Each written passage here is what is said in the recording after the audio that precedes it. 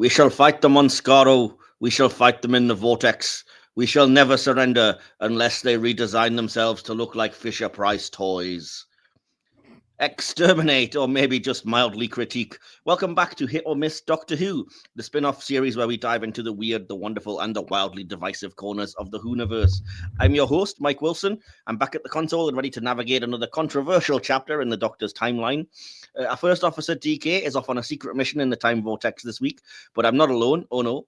Rejoining us is returning guest and overlord of the Who Gameshow's channel, the incomparable Will Templar. Yeah, just when I thought we were going to be on laptops today and with good microphone quality, I've had to resort to phone. But yeah, thank you for having me back, Michael. No problem. I can still hear you perfectly fine. Like I said, it's a slight muffling, but it's not the end of the world. So it seems like we're managing. But yeah, how's things going with you? You still prepping some more Who game shows for later in the year?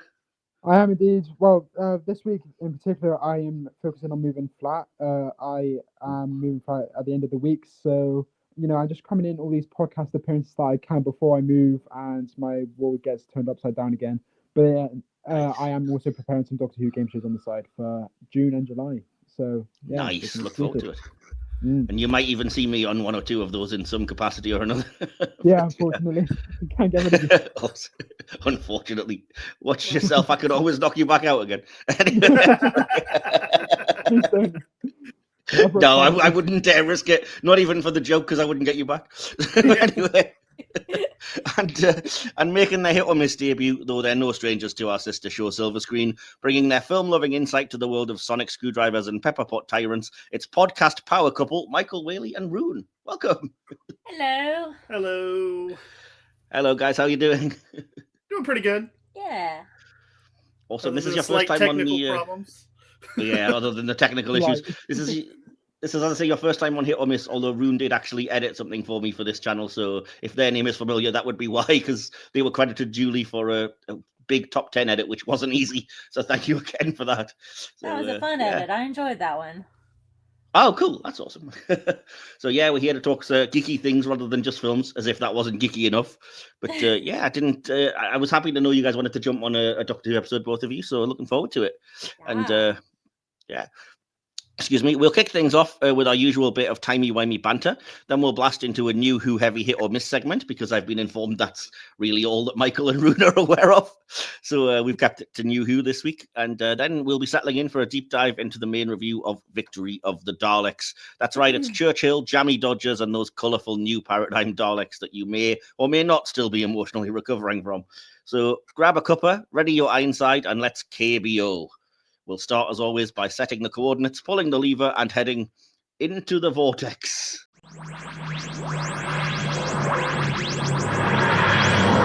And Michael, don't forget, Rune does have a lot of old Who knowledge. It's me that doesn't have. Oh, okay. Oh, that's fair enough. Well, that's going to come up anyway. Doctor Who. Your father raised you right. Truly, like Tom Baker was my original doctor. Oh, you absolute legend. Yeah, like in the 80s, like we were probably the only people in America watching Doctor Who. That's awesome. Well, that's basically what this section's going to be, because we've kind of already dealt with this with Will. So he's going to basically grab a cup of tea, whether or not it's from a Dalek, and have a little rest, because we've already asked him these big questions. And so, yeah, basically the first question that I want to ask, and it'll just be to you two, would be, can you remember the first Doctor Who story that you saw? Was that your introduction to it? Is that what kind of made you a fan? And if it wasn't, can you recall the thing that kind of got you hooked on it? And I don't know, whichever one of you guys wants to start, you may as well jump in with. I'll start. So, like I said, my dad raised me on Doctor Who. So in the 80s, that would be like one of the things that he and I did together was watch this show. It was this show and like some random show called Tripods. That was like, okay, I think I vaguely know it. Yeah, I think it only ran for one series or something like that. But anyways, like I said, we were probably the only people in America watching this show. And so Tom Baker is my OG doctor, and I adore him. And the episode that I have zero recollection, like I haven't gone back and rewatched these in ages and ages and ages, but I have the recollection of the canine character. Okay, cool. And since, you know, it's child brain, I have no idea if that translates over to a different Doctor, or if that was Tom Baker or not. But like that's the era. It was mainly Tom Baker until he turned up in New Who with briefly with the 10th Doctor. But yeah, Tom Baker was the guy who travelled with K9. Okay, so yeah, that's like my original era, and then I was like super excited when it came back on, and I tried watching it. That first. What's the first Doctor that came back? Eccleston. Christopher yes. Eccleston, yeah. Yeah, I could not get into it. It took me a long time to get into it. Michael actually had to get me to get into it. I think we skipped a lot of Eccleston. No, we didn't skip Eccleston. No, we didn't skip it. There was only one season for that. But yeah, once we started dating and doing all that and like that, we started. I was like, hey, have you watched any of the new Who? And they were like, I would love the old Doctor Who. And we, okay. I was like, oh well, you need to watch it, sort of thing. And it was right before, or it was right after. I think Capaldi was coming up on his last season. Yeah. When we went in to start actually watching it together. I had, of course, already been watching. Already watched all the new stuff. I had been caught up at that point. Honestly, I think we got Rune caught up exactly to the point right before Jodie's first season. So. That's when we started watching it new together was with Jodie's first season. Yeah. Awesome. And I can see that Jodie is your avatar, Rune. Was it Jodie that really helped you to fall in love with the new stuff a little bit more? No. I truly enjoyed Tennant. Matt Smith, I adore Matt Smith. I really enjoyed Capaldi. But Jodie is like, I love Jodie. And I love our new Doctor very much. Like, they're just fucking queer. I mean, unashamedly, yes, it's fair to say, I think, yeah. So absolutely. The gayer, the better. Awesome. Oh, cool. So you're still watching then, basically. You're catching up on all the new ones as they come out and stuff as well. Correct. Yeah, we haven't watched the new one from yesterday, but that's fine. That's fine. But I had a friend that was a roommate that I moved in with, and they had been like, oh, I think it was around the time of, I think Tennant's third season is when I started watching it, when they were like, hey, you would really like this. You should watch this. I was like, all right. And then just like, I didn't really know anything of it at the time other than, it's like I had a brief synopsis on the history of it. Like, so they were telling me to sell me on watching it. And I'm a big sci-fi nerd, and so I was like, oh, okay, and then just started with Eccleston and went from there. And I've seen stuff from further back, and like when people would make an appearance and stuff, I would look into them, but I haven't never really gone back and watched any full episodes from any old Who.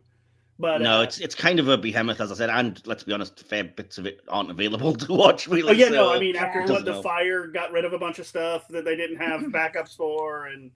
Well, it wasn't that. It's just that it was BBC policy to just junk them because it wasn't conceived that like entertainment would be something we'd keep, and we didn't have home media or whatever. So they would literally just wipe it so that we could reuse the film for other stuff, which is ridiculous. I mean, nowadays we scream how ludicrous that is. I mean, why didn't you think that these things would be important? But yeah, just bizarre to think that. I mean, not that long ago, and they were just like, well, tape is a precious resource. We're going to wipe it and reuse it for, I don't know, episodes of Z Cars or whatever else it may happen to be. Yeah, for sure. I still think my favorite Doctor, while I love all of them for different reasons, I still think Tennant is my favorite Doctor. It just, I love David Tennant, and so that's cool. That Doctor to me was, well, in hindsight, very dark. So dark. In places. He was grouchy. But I mean, there was reasons. There's story reasons. But no, I don't know. That's to me peak Doctor Who was with Tennant. So, I mean, like I said, I've loved everybody else. I've watched them. Once I love a universe and a whole thing, like, even when they're not great, like Victory of the Daleks, like I still a part of me still loves it. You'd have to do a lot for me not to absolutely like hate it. Like there'd have to be like rampant like sexism, misogyny, homophobia, and all sorts of stuff for them to start like it's like if Trump took it over, then I would be like, oh, I'm not going to watch Doctor Who anymore. You know, Doctor Who is the last show where that's going to happen. To be honest, it tends to be very much the opposite. To be honest, for sure. Which is why you get people whinging about how it suddenly became woke in 1963. Yeah, right. Just like Star Trek. Oh, suddenly became woke back when it started. Yeah, exactly.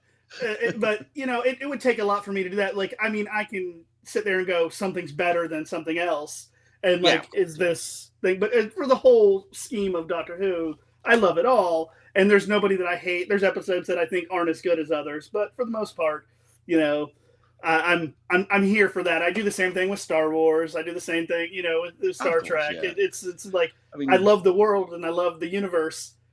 I don't hate anything. Like, do I think things can be done better? Sure.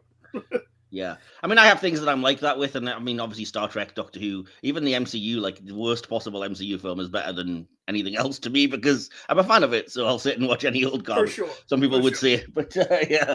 So yeah, so I've got a two-part question for you then, Rune, if you don't mind. So first of all, can you recall which episode it was? Maybe it was in the Tom Baker era that you that first caught your attention, and do you have a favorite Doctor of the ones you've seen? I cannot remember which. Like, I remember loving Doctor Who when I was little. I had a very vivid Doctor Who dream when I was probably 9 years old that I still remember. So, like, Doctor Who has always been very important to me, and but as of the favorite Doctors, Tom Baker's my OG favorite, so he'll always be top of my list. Nice. But it's probably going to be Jodie is my favorite current new Doctor.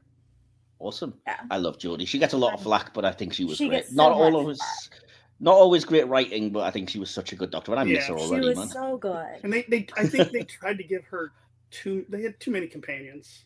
Yeah. Everybody says the same, and I agree. All of them individually for certain things, but it was just almost like it was a field trip into the future and in the universe. Like, it was just like it doesn't really work in a 45 or 50-minute episode. It did back in Classic Who when you had 6 25-minute episodes and they could all be off doing their own thing. You could get away with 4 people, but you really can't when you've only got 45 minutes to do stuff. But anyway, that's neither here nor there. And can you call a specific episode, Michael, or was it just Rose that was the first thing you watched? That was the very first one, and I do remember thinking like, oh, these effects could be better, and at the time, but I was like, this is pretty fun.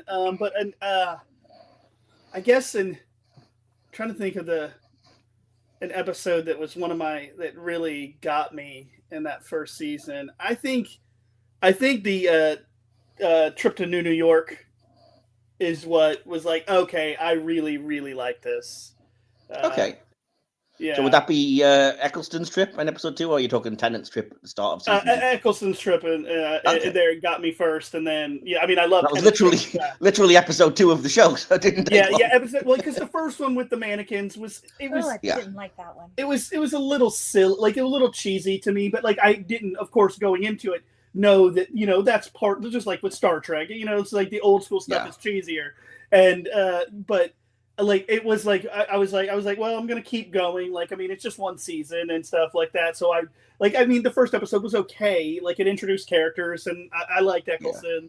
But then when episode 2, it was like, oh, okay, I see. I really like this. So and that's where I went, because the first one, of course, was just in London, where everything is originated out of, and then I was like, oh, we're sci-fi now. We're not just a weird horror thing with mannequins coming to life. So and I think that's what really got me in there. I was like, oh, okay, this is much larger than what I'm seeing with this first episode. So so I was hooked. I think I could be wrong, but I think British people tend to prefer the first episode because it was a returning monster from back in the 70s, the John Pertwee era. And whether you were a fan or not, we've kind of grown up with images of shop window dummies and plastic chairs and plastic dolls and stuff attacking. So it was, I think, wise to have a classic monster, but not as big a name as the Daleks or whatever to come back to. So I know I have a particular affection for the Autons just because, like I said, we grew up with those images, really. And with people with somebody like me who had no knowledge or experience with it beforehand, Like, I mean, I could definitely see how people would like, oh, this is, referencing stuff that I didn't know about, but for people who had seen that or know about it, like, oh, this is awesome. I definitely can see that. And like going back on it now after seeing everything, like, I don't find it as cheesy as when I first. Oh, there's some bad parts. I mean, the burping dustbin and stuff is freaking unforgivably cheesy. You know what I mean? It's that of course is something I thought was funny. Well, But, that's part of the charm of Doctor Who is the campiness of it too. It is, but I think there are times when you're just like, okay, maybe just step back, Russell. Just you don't need this particularly over the top gag. Just just keep it there. But anyway, so the last question then before I go on to the next section here would be that we're doing all Dalek themed episodes this series. So out of the ones that you've seen, do you have a favorite Dalek story? And Rune, I'll come to you first and ask that. Oh, favorite Dalek story.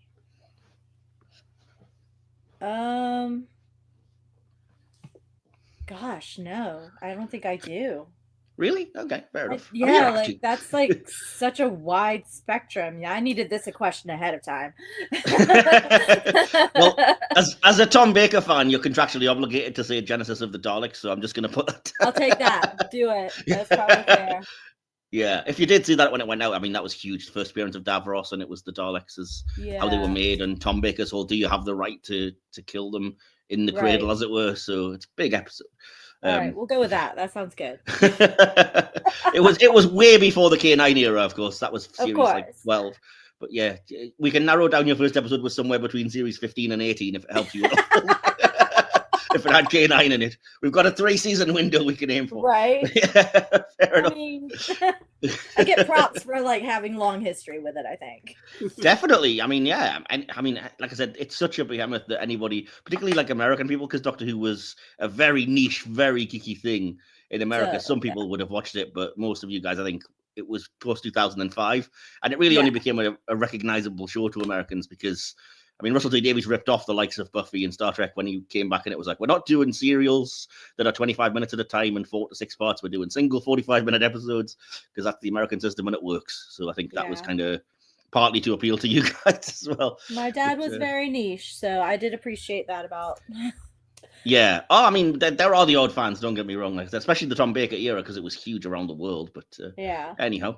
And so do you have a favorite Dalek story, Michael? Could you name one? Oh, yeah, actually I do. And it was my introduction to the Daleks. It's the one with Rose and going and Eccleston going back to Utah and where Rose gets the Dalek DNA or touches the Dalek and has that. That was my, I guess that was my, introduction to a Dalek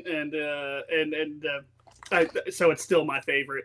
There's been some other ones that are very fun and big, but that one with the Ninth Doctor is my. Oh, that's fantastic. It's not out yet, but we did review that a couple of weeks ago, and it was the first one that got a perfect 5 out of 5 score from 4 of us. So very well respected episode, I think, for us. And I think that episode's just called Dalek, right? It is just called Dalek, yeah, which gets confusing because the amount of times I've got to write Dalek and then 2005 in brackets to try and clarify what I mean. Yeah, because there's the very first Dalek serial is just called The Daleks, which doesn't help either, from like 63. So it gets a little bit annoying at times. Oh well, that's cool. I kind of wanted to know a bit about you guys' history with Doctor Who. So apologies to Will for having to sit that out and sit and listen. But believe it or not, I am still here. Yeah, hopefully you haven't been too bored. I'd like to hear, especially people from other places, from wider ranging places. So I'll close that down for now then, and we'll head into the next section, which is the section that gives the podcast its name. I'll try and keep it as brief as I can. It's the hit or miss section. How I hate these hit or miss performances. So, you guys, as I say, Will, you've done this before. Michael and Rune, I don't think you're familiar with this. The hit or miss section, if you aren't aware, is basically where I just pick random things from anywhere in the Doctor Who universe, throw up a picture on screen and ask if they are a hit or a miss. We debate back and forth between the 4 of us here, eventually see if we can come up with a consensus, whether it's a hit or a miss. And just hopefully have a good time and nobody falls out, which hasn't happened yet, but we'll see. So, there will be some Dalek stuff started in there because we are doing Dalek-themed episodes. And again, I've kept everything New Who related because I know, Michael, it wouldn't have been fair to at least you because you haven't seen any of the classic stuff. So the first thing on the list for today isn't specifically Dalek related. It is a character, and I have no idea why. It just kind of came to me. So hit or miss for the character of Clara Oswald. And since you've waited patiently, Will, I'll come to you first for this one. Hit or miss for Clara? I love Clara. I've always loved Clara. I don't understand why some people have such a vironic hatred towards her. I think she is definitely stronger with Capaldi. I think that is a very common opinion. Although I did also enjoy her with Matt, and I am one of the rare ones that actually enjoy her half a series with Matt Smith. And I feel like her ending was a bit cheesy at times, like in Face the Raven. It gets a bit prolonged. I'm just like, this could have been a very nice moment, and now I want her to die, because he gives like a 20-minute monologue about not being vengeful. I was like, shut up, mate, get on with it. And that's You've milked it to death. Then I was really emotional. Like when I was rewatching it recently, I was like, crap, Clara Oswald dies in like 2 episodes, and then I got really sad. And then when it actually happened, I was like, okay, this is getting a bit too much. But her era is like largely superb. I enjoy Series 8. I love Series 9. And I really don't understand the criticism. I can understand the criticism to an extent with Danny Pink, and why some people may like his inclusion and how that altered her dynamic with the Doctor. However, as a character herself, I think Clara Oswald is superb and fantastically played by Jenna. Yeah, like even in the worst episodes, Kill the Moon, for example. At least in that episode, you got the redeemable aspect of her speech at the end, where she gets furious with the Doctor. Like that is superbly acted. So there's only so much praise I can give a superb actress. So it's safe to say hit, I think, from you then. And I think a lot of I don't want to generalize, but I think a lot of the criticism might be that a certain group of people don't like strong, outspoken women who can stick up for themselves and will give the Doctor crap. I think to an extent, yeah. Yeah, but fair enough. So, Rune, I'll come to you next. Hit or miss for Clara Oswald? I'm assuming you've seen these episodes by now. Definite hit. I love Clara. Yeah, she is a very strong female character, and I agree that that's probably why people don't necessarily flock to her, but was always a favorite. Yeah, I hear a lot of, she's too mouthy, or she answers back and stuff, and it's just kind of like, it's kind of a red flag when you hear that from certain groups of people, like, what is it you have? I know, right? You don't have to say exactly. Don't shade it as, I just don't like Clara. Yeah. And to be fair, I mean, certain people grew up with Rose, and they want, every companion to be a doe-eyed 17-year-old that's in love with the Doctor, and anybody that dares answer back, I think they don't really respond to all that well. But yeah. So what about you, Michael? Because we've had 2 hits, I think. What's funny, I was going to say is that, actually, Clara looks younger than Billy did, but yeah. Well, yeah. Yes. but no, I like Clara. I think she does get a lot of unneeded hate, partially because of that. I do think part of her stuff wasn't written the best, and that's where I have some criticisms for that, and it's the tail end of Moffat's show running, and I think that it's that there's some valid criticisms of some things with her character, but as a whole, I really thoroughly liked Clara, and I think that she was a great character, especially with Capaldi. I don't think she was necessarily treated fairly at the end of Smith, but but no, Clara's a hit for me as well. Awesome. I'll jump in to say this does relate to the Daleks as well, because she gets turned into a Dalek twice. Yes. Yeah. Yes. Yeah, I did think. I mean, it's kind of related. It would have been really funny if you would have said, "All right," and the image you put up was of Clara as the Dalek. In the Dalek, yeah, that would have been. Yeah, in the Dalek. You should have started out, Michael. That would have been hilarious. Dang it! I didn't think. Yeah, when she gets shoved in the case. Put up images of Oswin inside the Dalek and Clara inside. Yes. Anyway, but no, I like Clara. I think I'm one of the few people that likes the Impossible Girl kind of mystery and the resolution of that. I think it worked for me. I don't hate Series 7 like a lot of people tend to do. I wouldn't defend it on the level that Will does either, but I think it's overhated, and like I said, I like that particular plot. Yeah, and I don't know. I think I probably would agree she's better with Capaldi, and I like when she actually gets to be a bit independent and stand up for herself and not take any of his crap, especially because I don't particularly like the 12th Doctor in his first season. So whenever somebody's like, stop being a dick to him, I'm kind of there for it. So yeah, I do agree she probably stayed a little bit longer than she should have, but I don't blame the actress for that. And it kind of became obvious Moffat was struggling to write her out, which is why she has like 3 endings. Yes. She's very Return of the King by the time it's like, all right, decide what you're doing with her, Jesus. So, but other than that, I mean, yeah, I like it, and I met Jenna, and she's lovely as well, as Will knows, because I think he was there meeting her at the same time. So, Yeah. So yeah, and I think just really well portrayed. One of the longest serving companions. Do not get the hate. Well, I mean, I kind of do, as I said. With certain people, you know why it's coming from. But yeah, I'm going to say hit, and that's a 4 out of 4 hit. There's not really much to debate there because I think we're all you just know we're all a very lot of much on people the are same going to page. disagree with that. They're going to be like, "Not 1% in voice about Clara, really?" Well, it's my podcast, and I pick the guests. So there. So the next thing on the list then is Dalek related, and it kind of relates to Clara in a weird sort of way. It's an episode that we're not reviewing in full, so we may as well chuck it in the hit or miss section here. Hit or miss for the episode Asylum of the Daleks. And to mix it up, I'll come to you first here on this one, Michael. Hit or miss for this episode? I mean, yeah, I'm gonna say hit. I'm a fan of Asylum of the Daleks, but it's not the best, but Okay. I'm still a fan of it. It's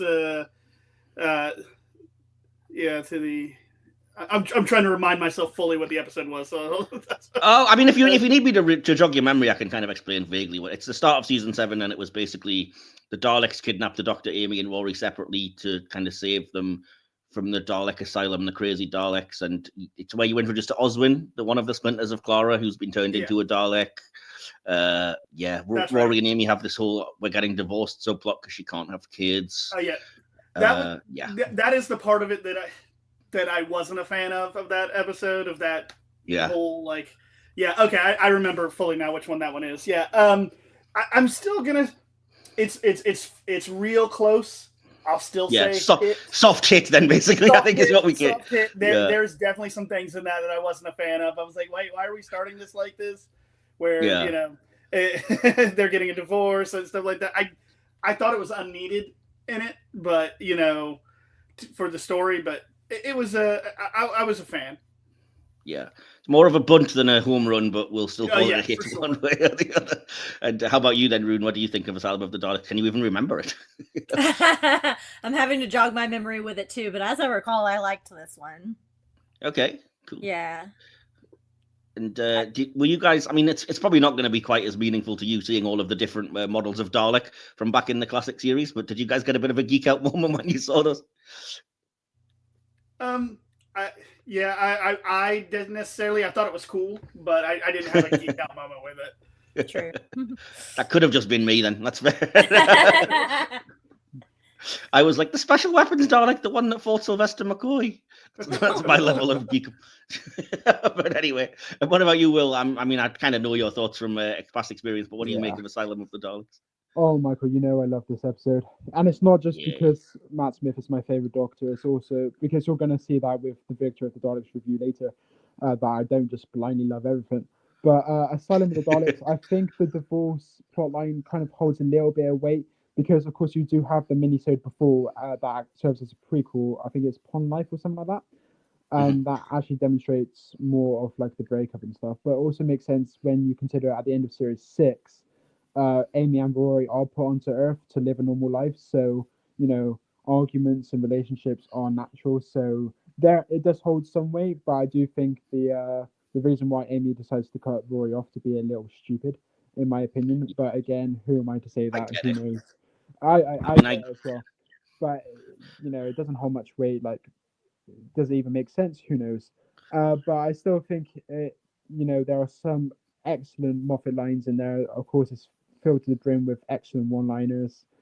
I think it's tense. I love the eeriness. I like the upscaling of the production for Series 7. I like how every episode is marketed as like a mini movie. and the production values Series 5 production values were very good, even though it was on a tiny budget. Series 6, huge budget, equally as impressive production design. Yet Series 7 still ups that, and I think it's phenomenal. So Asylum, there's not much wrong with it in my opinion. I do think it's quite severely overhated, especially by the people on Twitter, who just seem to hate it and everything, to be fair, because they're Twitter people. Exactly, yeah. Yeah, I'd give Asylum a strong hit. I gave it like an 8 out of 10 the last time I watched it. Okay, cool. Yeah, I'm the same. I don't really understand. I mean, I think I liked it less than when I first saw it, and I was like 10 out of 10 because I was geeking out about Daleks, and I kind of was shocked by the Oswin reveal because it came out of nowhere. I mean, knew Jenna was the new companion, so I was kind of loving that mystery aspect. And I didn't mind the whole Amy and Rory thing. I get it. I get what people's issues are with it, but it's basically just to give you that reconciliation moment where it shows they're still in love and they've swapped the wrong sort of bands of protection or whatever they are. I forget now exactly, but it gives you kind of a sweet moment there. And it does kind of make sense to me that Amy would kind of, would try to be selfless and completely get it wrong in terms of, I can't have kids. I don't want you to be stuck with me because of the whole, and it feeds into the river plot line and everything. But yeah, but I also loved, like I said, the Oswin reveal, the whole souffle thing, the cool shot of the Daleks all appearing like ballerinas because she's kind of slightly insane is just, it's one of the coolest moments, I think, of like trippy Doctor Who.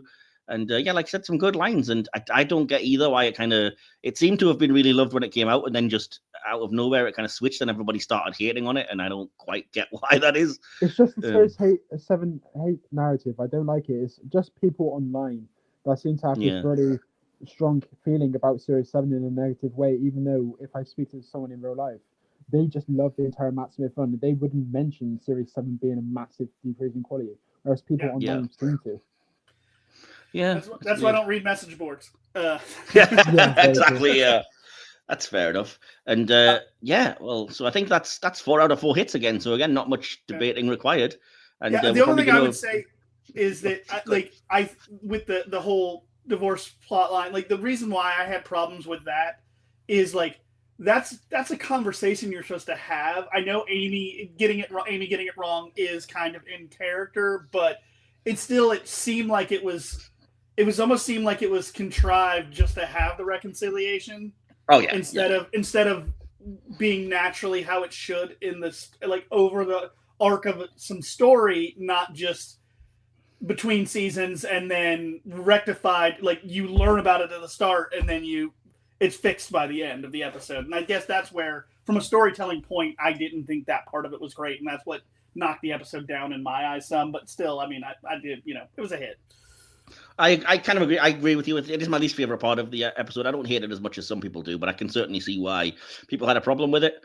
And I get, Will, to your point that it was kind of, there were lots of prequel episodes and things that kind of dealt with the prawns living their life on Earth, but not everybody's seen those. I mean, if you didn't have access to, if you don't have access to certain kind of, British broadcasting services or the specific kind of DVDs, Blu-rays, etc., you wouldn't have seen that. And I don't think you can necessarily, as a writer, rely on, well, I've kind of written the backstory in extra content for you guys if you want it. So I kind of see that aspect. Like I said, it didn't bother me as much, but I certainly wouldn't argue with anybody who has an issue with that. But like I said, there's enough else in the episode for me, particularly as a huge Dalek nerd, to have given it a hit. So, yeah. You're all really disappointed in me now, aren't you? You're like, dude, I don't even notice the difference. They just all look like metal pepper pots to me. What are you talking about? I definitely noticed the difference. I didn't have the history of the old Who to add that in there to make me have extra liking on it. I'm such a nerd that when they name checked and they were like, there are Daleks in there from like Iridius and Kemble and Vulcan, I was like, I know those episodes. Anyway, so the next thing on my list is again Dalek related. This one might end up not being as popular, but we'll see. Hit or miss, and it's a character again for the Dalek-Sec hybrid. Let's start with you, Rune, on this one. And if you need the picture to jog your memory, sorry about the tiny size, but there we go. Hold on, I'm not wearing my glasses. I have to get in really close. It's from Daleks in Manhattan, Evolution of the Daleks. Yeah, in the Manhattan and New York side. I have no memory of this. You might have blocked your memory. That might be tells Is it you a miss? Is that making a miss? If you've repressed it, it's probably a sign that you didn't love it. Yeah. Why does it look like an ood? It's so weird. Yeah, it's just because I don't know if you recall. It's basically like there was a regular sort of black Dalek that then absorbed Mr. Diagoras the human, and what came up was this weird supposed Dalek human hybrid thing, which just looks They were in bizarre. New York, skyscraper, The fuck? Empire State Building. and the Empire State Building. Yeah. Nope. We're gonna go with a miss. I have no memory of this. I love that you just don't even recall the episode. Zero. What? You 100% blocked that from your memory. Wow. Yeah. Fair. Fair. Yeah. Holy cow. Okay. If it helps you at all, Andrew Garfield was in the episode before he was cast as Spider-Man. Aw. That's the other claim to Yeah, fame. it was. Yeah, that was the one with love like, him. the people living in like Central Park. And they were- Hoovertown, yeah, back in the day. Oh yeah, it was Overtown. Yeah, Overtown. Overtown? Yeah. Or Hoovertown? Were the Hoovertown, Great- because wasn't it Herbert Hoover that was the president? And Was, he was, yeah, yeah, yeah. Hoovertown. So we're Depression talking era. like Great Depression era. Yeah, it was about Yeah. and then, Whovites. Whoviite. I don't know. That's a It was history thing, literally not a the, Doctor Who thing. My bad. It was literally the construction of the Empire State Building, so I think that would Yeah. make it the Wow. 20s, Yeah. early 30s maybe. So it was, yeah. it was then, but yeah, that's where it started, and Andrew Garfield was in it. That was the Andrew Garfield. Oh well. No recollection. So Jeez. just aesthetically looking at this thing on screen, would you say a hit or a miss? He's terrifying. We're gonna go with a miss. What Okay, the Michael, heck? I like my Daleks in their original form. I I don't can't know blame what you. this Yeah. is. They need a plunger and a singular monocle eye.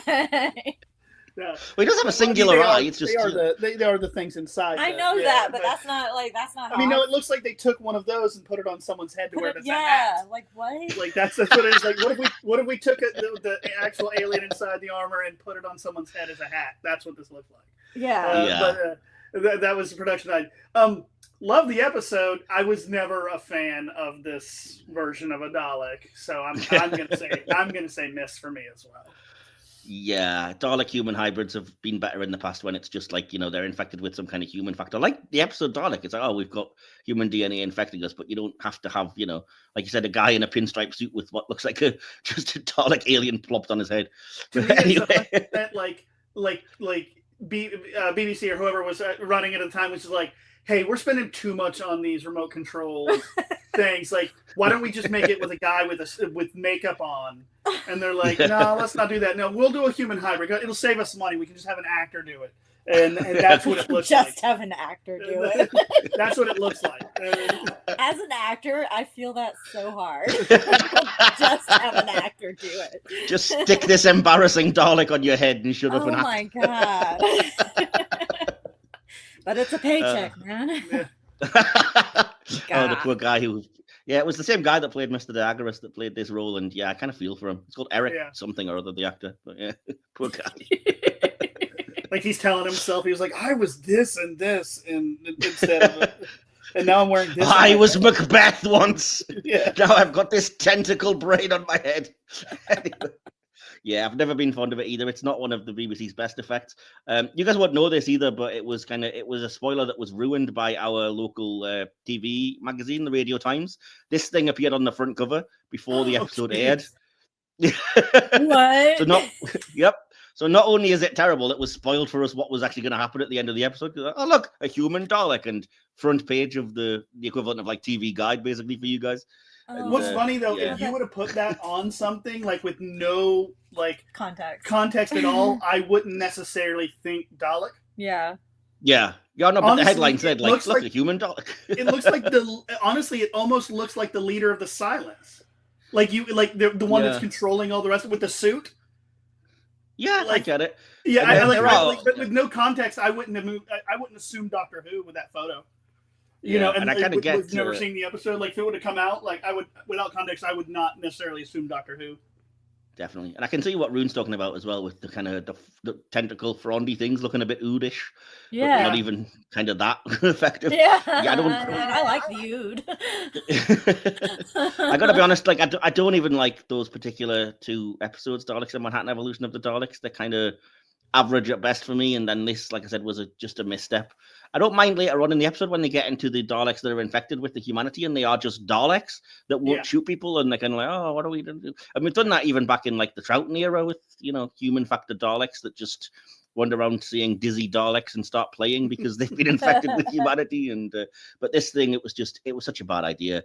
And I don't know at what point somebody saw this like makeup effect and was like, yeah, that'll do. That'll appear in front of like millions of viewers on a Saturday night and look perfectly presentable. That's fine. So yeah, bit of a miss for me as well. Will, are you going to go against the grain on this one, or are you also not a fan of the Dalek-Zek hybrid? Oh, I'm back.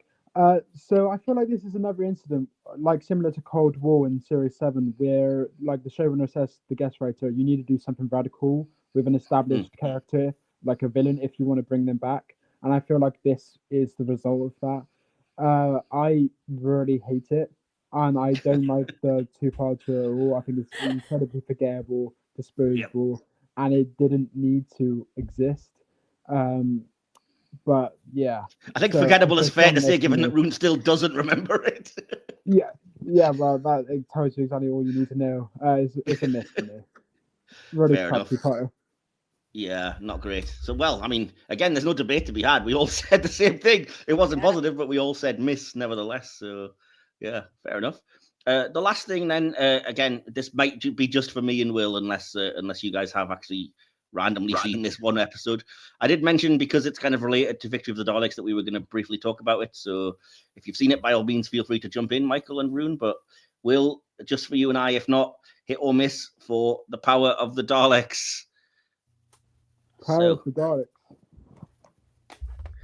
I'm assuming you've seen at least the you've either seen the recon or you've heard the audio or maybe seen the animated version. Didn't you review this the other week? No. Oh, I did. Well, I did talk about it because I did mention it was my favorite Dalek story. So I kind of, spoiler alert, I'm clearly going to say it because I love this one. It's because you messaged me on Discord the other day asking me for my opinions on it. So I thought you were just conveying. No, I was asking if you'd seen it because I wasn't going to bother talking about it if you were like, well, I've never seen it either. So it would be a bit one-sided. And you said you had. I see. So you decided to include it because you knew we had different opinions on it as well. I mean, yes, I like it. I know I don't like it as much as you. It is quite difficult when half of it is animated. Well, all of it is. They're all 6 episodes are missing. So yeah, I thought there were 1 or 2. No, not. Are you sure? No, I'm certain. You're maybe thinking of Evil of the Daleks has 1 surviving episode, and Daleks Master Plan has 3 out of 12. But Power of the Daleks, there's a couple of clips, but there's no surviving episodes of it. For some reason, I thought there was an episode or 2 of this, like, still in the archive, but apparently not. Yeah. No, but I like the animated version. That's kind of the thing that sold me on it more. I mean, I liked it anyway when you could hear the soundtrack. But I mean, the soundtrack itself is quite poor. I don't think it's survived very well. There are some moments where I like have to turn the volume down a little bit, just because you might have someone screaming, and it's surprisingly not Susan. And it's still, defying the laws of physics in my ears. So it's a good story. It's not as strong as I think you're about to make it out to be, in my opinion. But I gave it like a 3.5 out of 5, so 7 out of 10. It's good, inoffensive. Yeah, happy with it. I mean, that's still a hit, at least, isn't it? So yeah. Fair enough. Michael, Rune, have either of you guys seen or heard anything of Power of the Daleks? No, but I am on Wikipedia reading about it. Fascinating. And, it is fascinating. I like that they land on Vulcan. Yep. Before Star Trek, by the way, so we can't claim that it was a rip-off. Who ripped from who? I was trying to look up the dates. I'm terrible at that. Yep. This was before Star Trek came up with the name. So yeah, they land on Vulcan. That's the planet's name. There should be a crossover episode, man. If there was, we would have watched it. There should be a crossover. Oh, they're missing. There are. If you haven't seen them, and I highly recommend them, there are crossover comics. There's a comic called Assimilation, which is Cybermen and Borg and the Star Trek and Doctor Who characters all in one story. So okay. I've got a piece of art that I got at a convention that is it's got a bunch of different sci-fi universes all coming together to like fight. And so it's got Star Trek, Star Wars, Doctor Who, and a bunch of stuff, a bunch of characters like coming together for a giant battle.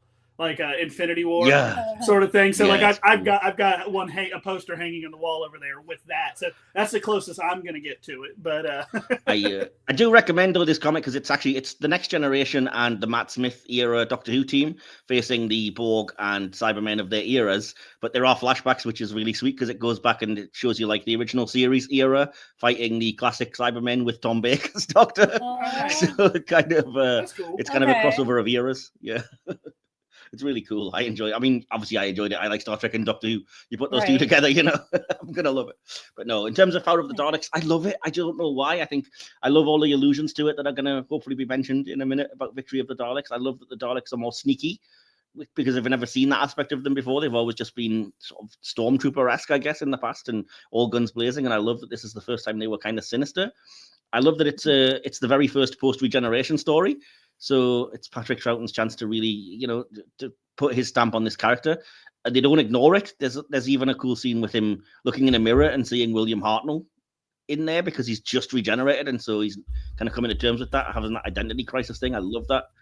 I love him finding, does he like particularly, there's a running joke about, do I like a hat like this? Do I like this kind of hat? What kind of person am I? Whatever. So, and, it's always good when the Doctor realizes who they are because, I'm the one that fights the Daleks. That's you've helped clarify who I am. That's my identity. And there's a cool moment or two of that as well. I like Ben and Polly as companions. I mean, they didn't get a lot to do in their eras, but I think they really work here, particularly because they give you the two aspects where Polly fully accepts the new Doctor and Ben just won't and refuses to. And he's kind of, I don't know who you are, but you're an imposter. You're not the Doctor, mate, kind of thing. So it gives you that nice dichotomy as well. And I love that there's a weedy little human who thinks he's got the Daleks as his servants that gets what's coming to him. I love, like I said, the Daleks constructing their own things. It's the first time you'd seen like a Dalek factory just dumping Dalek mutants into these tin cans en masse.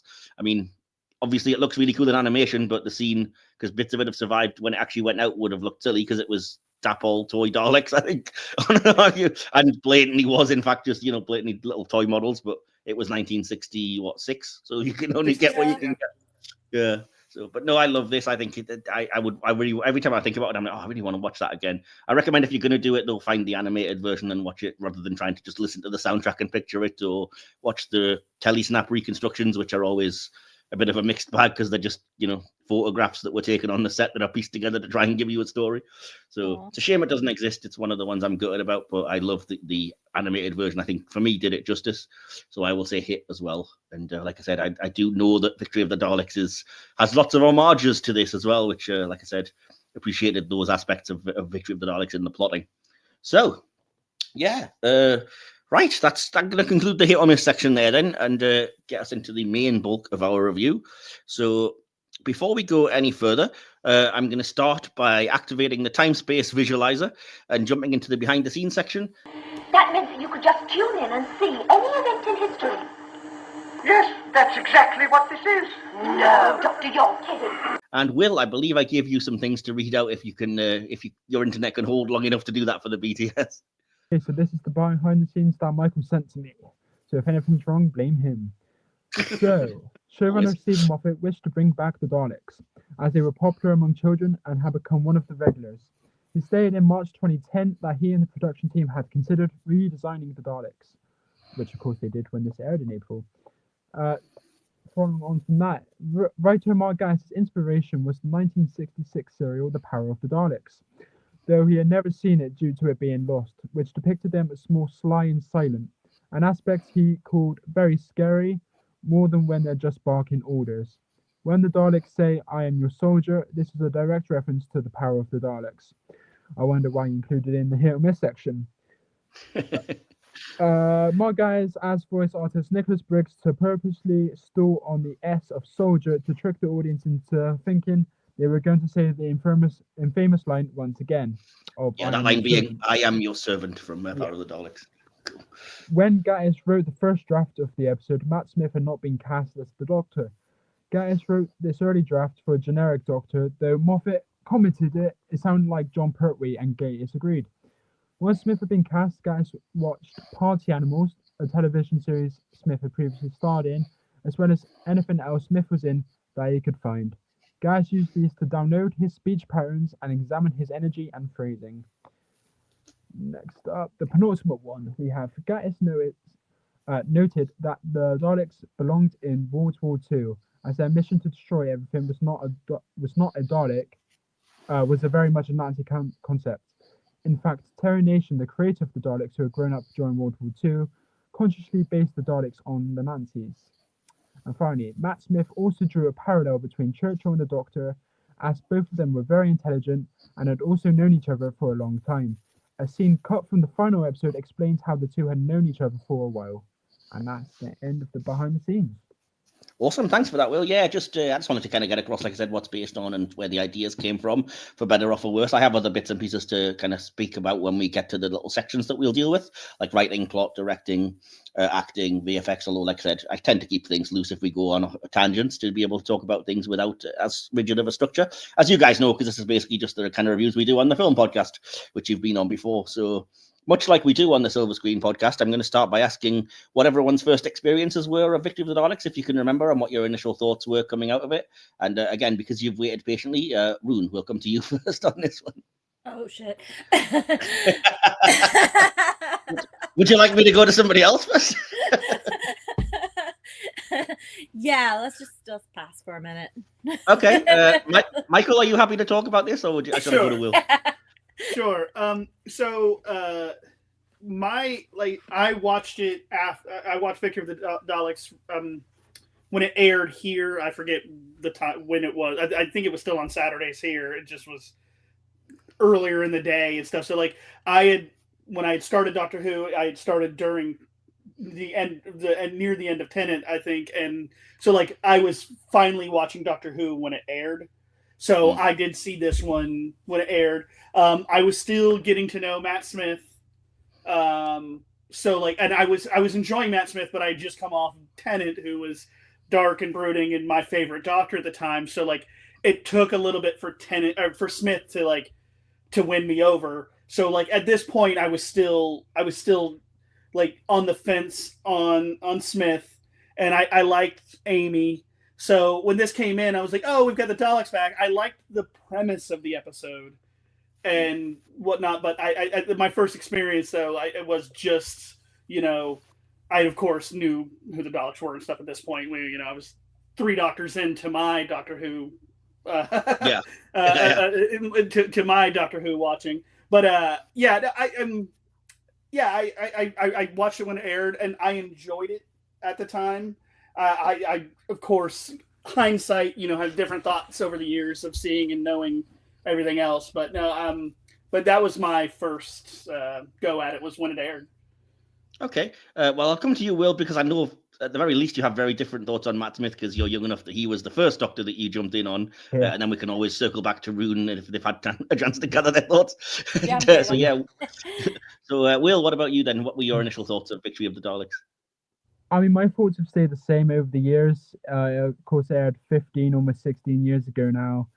And, my score has always stayed the same on it. I can't remember, my exact thoughts when it first aired, because I would have been 7 years old. Unbelievably young, apparently. So, yeah, not much really to say on it other than, it's very, I don't know what I'd say, very filler. What was the point of this episode other than to take, make fun of the British a little bit, I guess? Yeah, fair enough. Are you happy to chat about your thoughts now, Rune? Yeah, I'm good now. So when I first saw this episode, I was basically binge watching and catching up on Doctor Who. So it is lost in the mix of everything until I rewatched it this morning. And what was the question? Just what your initial thoughts were, and kind of, do you recall, did you come out of it thinking, oh, that was great at the time, or was it kind of a bit of a damp squib, so to speak? Okay. Yeah, no, I enjoyed this episode. I always love a good Winston Churchill kind of appearance in anything. And I really enjoyed that Matt Smith. I know Michael was saying that he was still getting used to him. And when we were watching this, we literally watched Tennant's end, and then we went right into Matt Smith on the same night, and he was so he prepped me for the difference for him and everything. And Matt Smith showed up on the screen, and I was like, nope, I really like this guy. Fair enough. But Okay. yeah, no, I enjoy everything with Matt Smith. He was just fun and everything, but yeah. Yeah. Weirdly enough, I'm kind of when it comes to you guys, I'm half and half on Will's side. I agree with one of your aspects, Will, disagree with the other. I was completely sold on Matt Smith because I think the 11th Hour is such a good episode, and that being his introduction, I was already on board because of that. Looking back, I don't think he's as good in this episode as I remembered him being, but that's to talk about later. But I was completely sold with him, even though I adored Tennant, because like I said, I think his intro episode was really good. As for the Paradigm Daleks, I hated them. I'm one of the people that's glad that they didn't really catch on, and I think it was a mistake to write into the script this idea that, you know, everybody else is inferior, so we're replacing them from now on, because it was quite clear they weren't going to become popular with the public. And then, like you said, in story now, in narrative, you're left with this bizarre situation where they're like, we won't work with you, you're inferior, and then they appear again in Pandorica Opens Big Bang, a cameo in The Wedding of Riversong, and then when they return in Asylum of the Daleks, they're working with the, you know, the regular Time War RTD Daleks and subservient to them, and they're all in one big room together, and you just left thinking, yeah, you weren't popular, were you, really? And then, as you said, by the time you get round to the end of Matt Smith's era, they're basically gone, and it's the old Bronze Daleks in kind of Day of the Doctor, Time of the Doctor, and these guys just have never appeared since because they're crap. Frankly, I never liked them. I mean, the episode kind of centers around them, and I just think they're a bad idea. It wasn't executed well because it's all basically, it hinges on them, and they're too big. They look like vacuum formed plastic. They've got a weird hunchback. I'll get into the reasons why the design is the way that it is probably a bit later, but yeah, I just didn't like them as they kind of come out of there in their beauty pageant style, looking, oh look, now I'm bright orange, I'm yellow, I'm blue. I don't know. I feel like it's good because I think it's also a bizarre situation because a lot of people seem to like the Peter Cushing movie Daleks, which are I was going to say multicolored as well. Yet they don't like this version, which seems bizarre because they do look very similar and just as gorgeous in my opinion. But if we go into a bit more detail about it, I like as well Nicholas Briggs doing a bit more of like a dark, deep voice for these Daleks compared to the normal ones to like contrast from the bright colors. And I love the design, so I disagree with the that's fair enough. I mean, you're entitled to. I was going to say that, and I may as well jump into it now. Part of the reason, yes, that Mark Gatiss likes them and designed them was because he grew up with the multicolored Peter Cushing movie Daleks. But I would contend these don't look anything like that. The Peter Cushing movie Daleks still look metallic. And yes, they're multicolored, but only in so much as some of them are light blue, some are black, some are red. There's no bright orange, bright yellow freaking Daleks in there, you know. And yeah, they just the Peter Cushing movie ones to me just look better than this. And I don't know, there's something about even the weapons part of it just looks like a dashboard of a Fiat. You know what I mean? It's some plasticky looking, just like, oh. Where's all the cool metal and steel gone, you know? A little tiny little convention near where I live in Bristol a few months back, and it was basically like a sci-fi day where it was like Doctor Who and Star Wars because those are the only two sci-fi things that exist in the world. But there was a little convention for those two sets of fans, and in the little convention that they had for like a few hours, you could actually go in and see the props that they had, and one of the Doctor Who props was the actual white Supreme Dalek from Victory of the Daleks. So I've actually seen the model, and I don't think that even the TV show does it justice. It is a gorgeous, gorgeous model. So I can defend it actually having seen it in real life. I may well feel the same if I was to see it, but to me it just looks cheap. And I don't know, like I said, what the reason is for that. It's also too big for me. I don't like it, Daleks being that big, and I may as well again get into it now. It has a weird hunchback, which is when Mark Gatiss was asked about them, he says he doesn't understand why they weren't popular, but he does agree that it shouldn't have that weird hunchback thing at the back. And when I was watching the special features on the disc, as I watched the episode, supposedly that is because they had invented this idea that it would have weapons that would be able to spin around and it would swap its kind of plunger and whisk for other weapons that would come out of that little sort of cubby in the back of it, which is why it kind of looks like a little open door.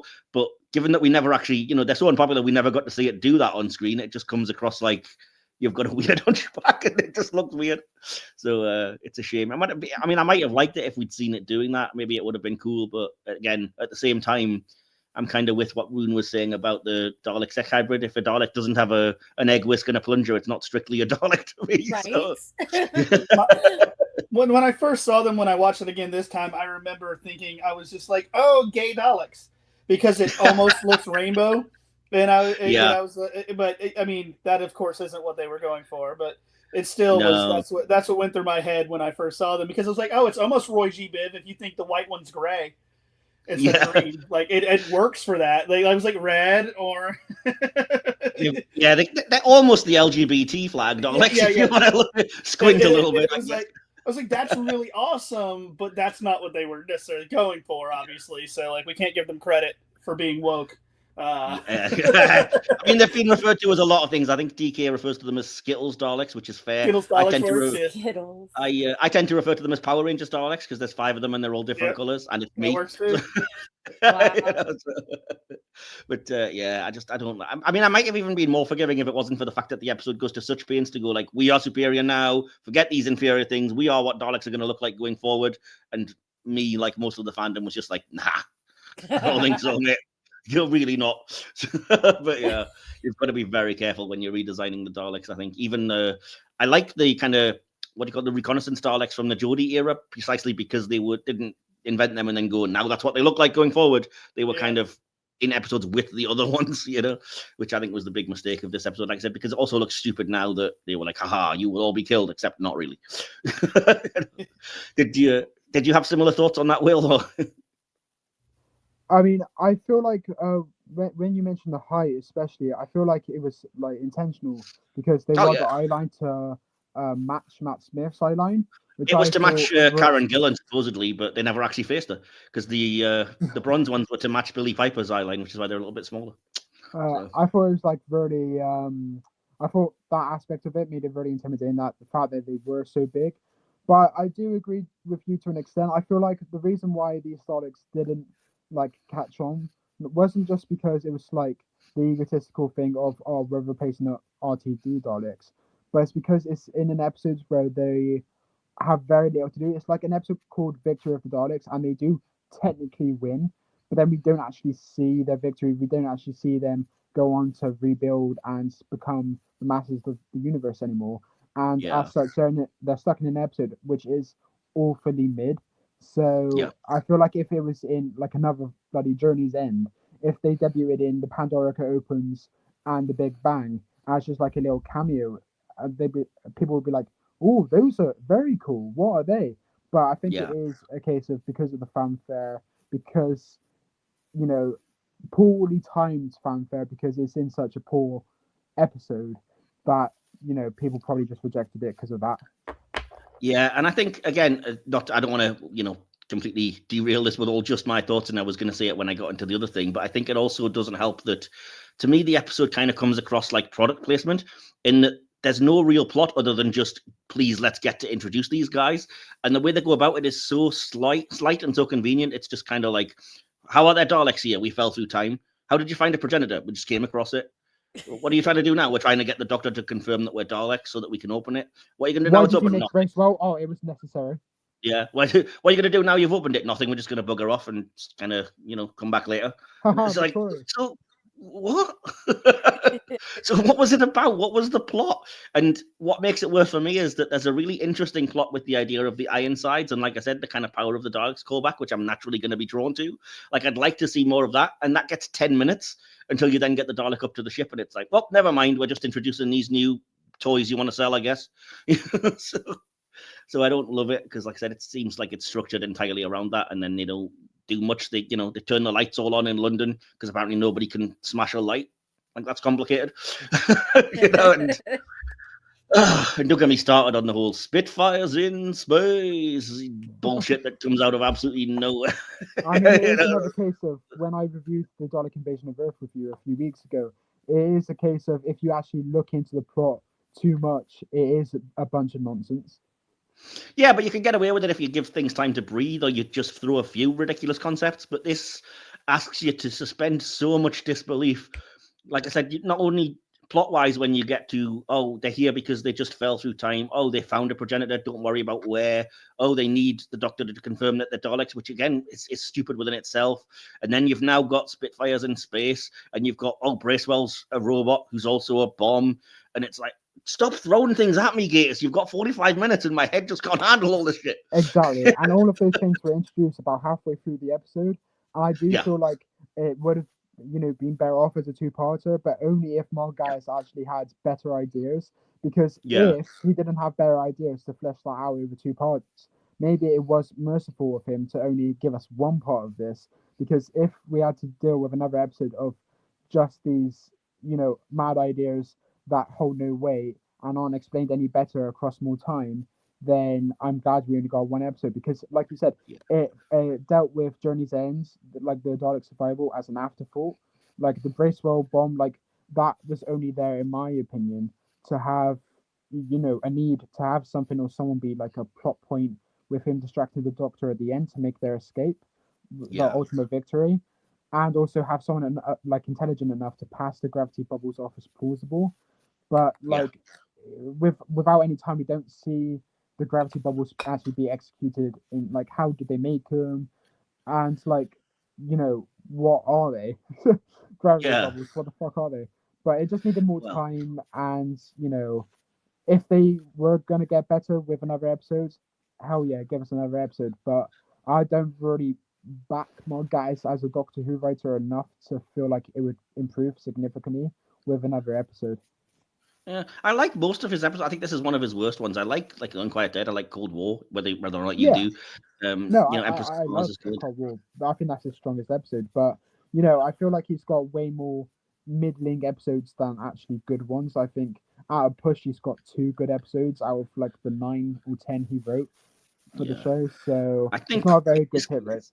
In this case, like I said, I think both him and Moffat thought the episode only needs to exist to showcase the Daleks, and I'd like to have seen the Paradigm Daleks at least do something, because when you break it down, their master plans are turn the lights on, ha ha ha, and then I don't know, activate the bomb. Oh, never mind, let's just run. It's like, you're supposed to be these ultimate. Oh, we are terrifying. You don't want to mess with us, but we're just going to basically fuck off because our ship's out of power and we can't do much. Bye.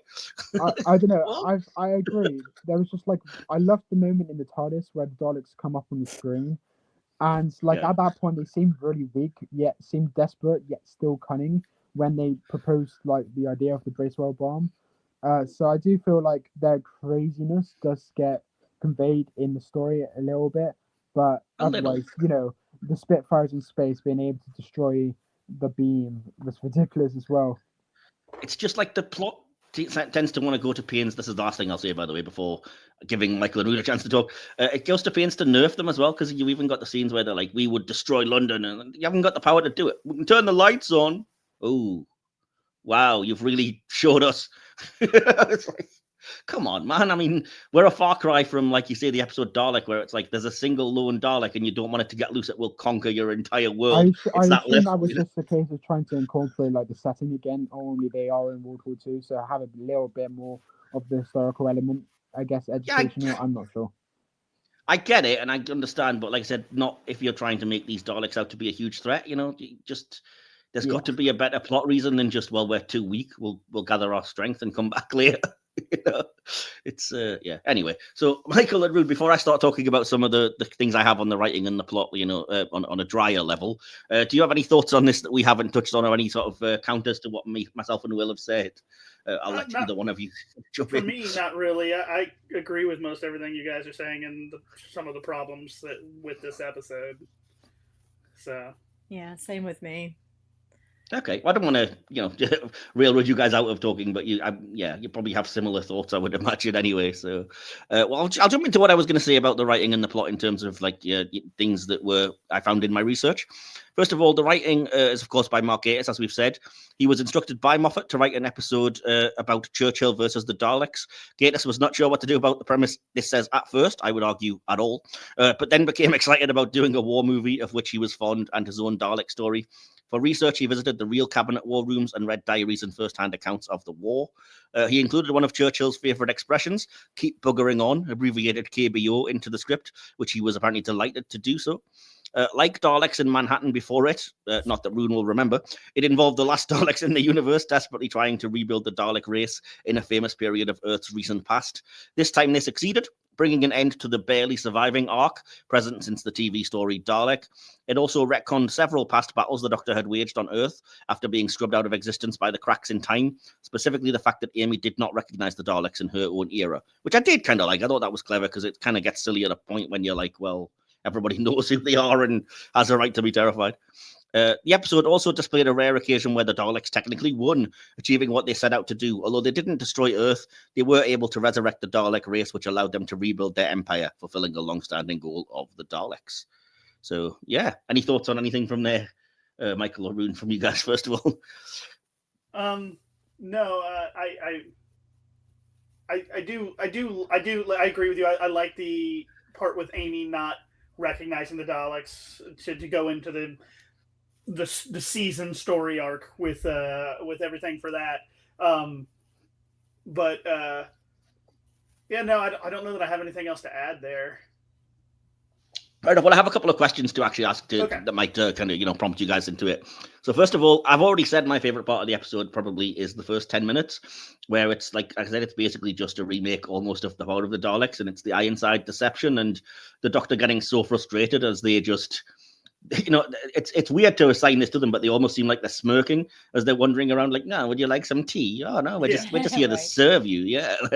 And they know that he knows who they are, and he's the one that looks unreasonable as he's kind of like, do something, kill me already, Yeah. So I love that, but I think it's a shame it only gets 10 minutes. Did you guys think the Ironside deception plot, as slight as it is, was decent?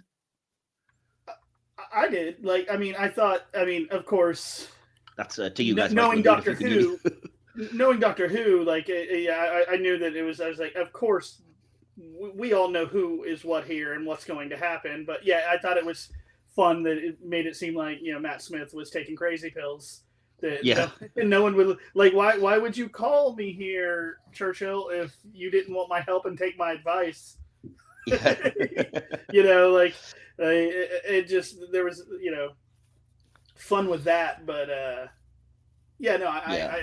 definitely do like that whole part making Matt Smith seem crazy at the beginning. Yeah. How about you, Rune? Did you kind of appreciate what it was able to get Matt Smith to flex his acting chops a bit, maybe as well? Oh, absolutely, and I 100% just adored him, like, beating the hell out of this Dalek. Whatever he had in his hand, a tire iron or something. I don't even remember. I can't remember. Was it a fire axe or something? But he's laying into that Dalek, and I just love. Yeah. It's a big. Yeah. My brain says big wrench. We did just watch it, but yeah. Okay. I can't. I remember the thing that shocked me was Amy's face, because I think Karen Gillan acts really well. Yes. Like, the F are you doing? Yes, it was great. I'm genuinely scared. Yeah. Because I think I like Matt Smith here, and I think I liked it a bit more the first time I saw it. But I've just watched Dalek, and he's not a patch on Eccleston raging against that Dalek in that episode. He's just so much better at it. No offense to Matt Smith, you've got a huge act to follow, and I just don't think it was as effective when you watch them back to back like that. Although there had been 4 or 5 years actually in real time since then, so it's perhaps a bit unfair. So what do you guys think of this kind of progenitor, the new paradigm? We haven't really had your thoughts, Michael and Rune. Do you agree with us that the episode kind of fudges it a bit, or did you like them? I mean, you may well have a different opinion. Meh. Meh. Because I didn't have I had the small history of the Daleks, but I didn't have with not doing old Who, I didn't have the ultimate history with the Daleks. I didn't necessarily, other than I was like, wow, those are colorful, was my first thought originally. Tiny. Yeah, I was like, I did kind of have that same thought you did. I was like, oh, maybe they're trying to sell toys when I originally watched it. But I unlike you though, I didn't find the deeper voice or the heavier voice than the other ones. To me, that wasn't Dalek. It just is like the Daleks all sound a certain way because of what they're doing. Now, I get the premise of they're new ones. Maybe the thing doesn't work the same way to translate and talk like they talk. But at the same time, I was just like, oh, this seems like they're trying to make them scarier. At the same, they thought they needed to make it scarier because they were making them more colorful and friendlier looking. We got to do something to make them scarier. And so I'm gonna be honest, I was meh as well on it. I didn't think. I also didn't really like it's funny that Daleks killing Daleks in my eyes because Daleks are bad guys. Let them kill themselves out. But that I just just willy nilly oh, you created us, but you brought us back, but you're bad. You're not whole, but Daleks in general aren't supposed to be. So, like, I wasn't a fan of that. I think it was because they were impure, because they're like cultivations of the humans, like they harvested humans in a previous series. So Yeah. they're not like pure Daleks, whereas the progenitor ones are actual. They didn't though. These DNA. are the ones from Journey's End that would have been made from Davros, which kind of makes them more pure. So again, it's kind of like you decide what you say. I see what the writers were doing, the parallels also with the Nazis. Yeah. But at the same time, I just like, they're Daleks. They're not Nazis. Those are. They want to. I guess there is some parallels there in general, but there's a lot of. I mean, especially in the classic series, there's a lot of parallels. They very much are supposed to be.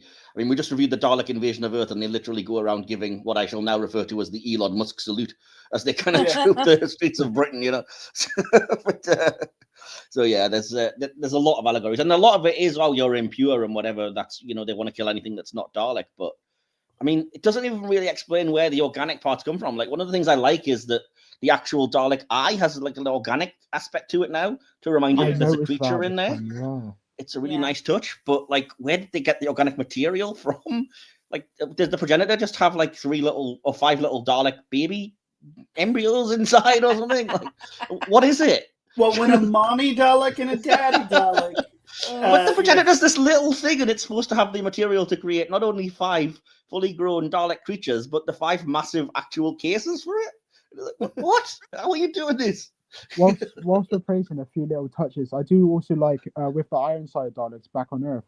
During a close-up, you do see quite a bit of dirt on the eye stalk, not the actual eye itself, but on the eye stalk. And I was like, that was a really nice touch, because they're not going to be clean when they're in the cabinet war rooms. They are going to have a little bit of filth to them. They are the soldiers normally. So I did like that little production touch there with the Daleks. I like the Ironsides themselves. I like the way that it's got the kind of green camouflage paint scheme. And cheesy as it is, the fact that the lights as well on the dome.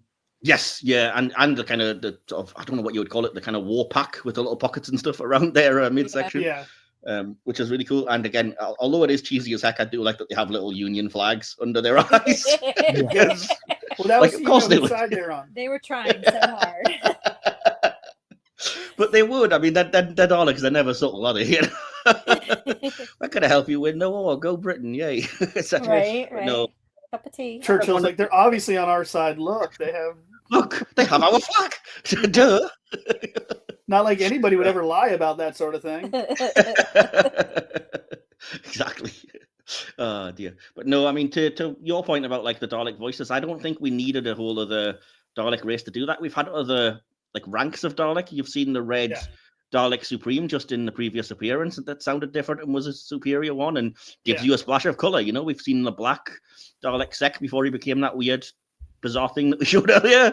You know, there is diversity in the Dalek ranks without having to just and all of those of them still seemed like that. Like I said, it just seemed forced to they're like I said, they made them like, oh, they're more colorful, so they look friendlier. We've got to do something. Let's make their voice scarier. Is what the thing, but their voice is what's scary anyways. Like, exactly. Yeah. Like doing it that much just seemed, forced. Yeah. So the last thing I want to mention about the writing before I move us on, because again, I'm keeping an eye on the time here. What did you guys make of the Bracewell bomb plot? It kind of, to me, there's an aspect of like, this almost seems like multiple different stories. And then when that comes out of nowhere in the end as well, like, it turns out we've got a bomb that we can activate in this robot that we made. It's like, what?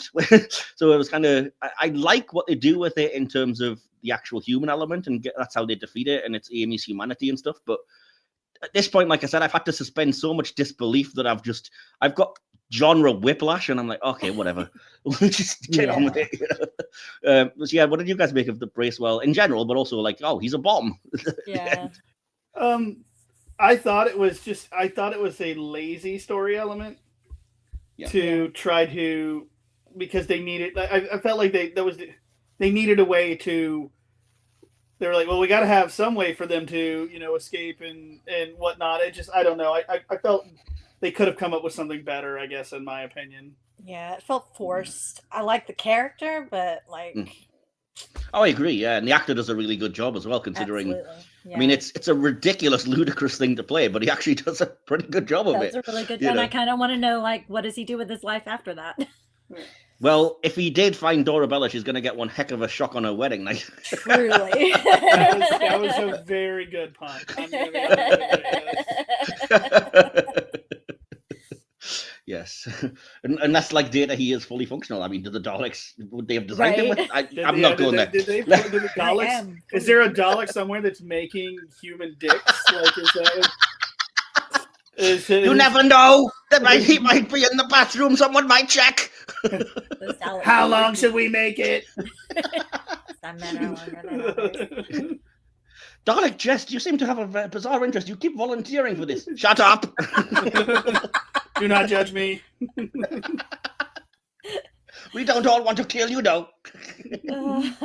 Yes, anyway. There's a sketch in there somewhere about gay Daleks, but it's just on the verge of becoming too offensive. But anyway.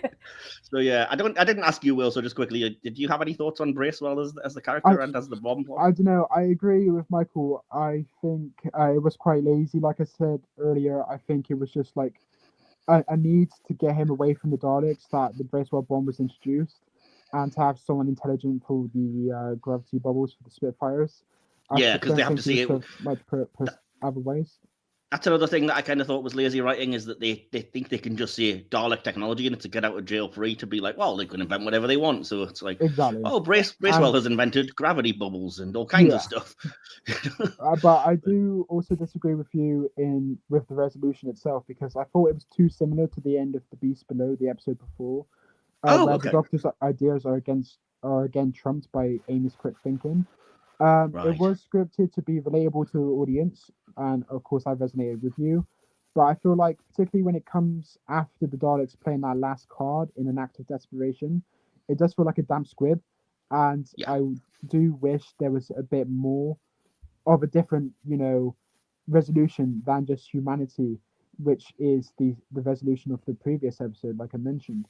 It feels a bit run of the mill. Like, we're 3 episodes in to Amy's run as a companion, and in 2 of them she's saved the day the same way, and contextually with the rest of the series I don't think it works. It doesn't. Okay, that's fair enough.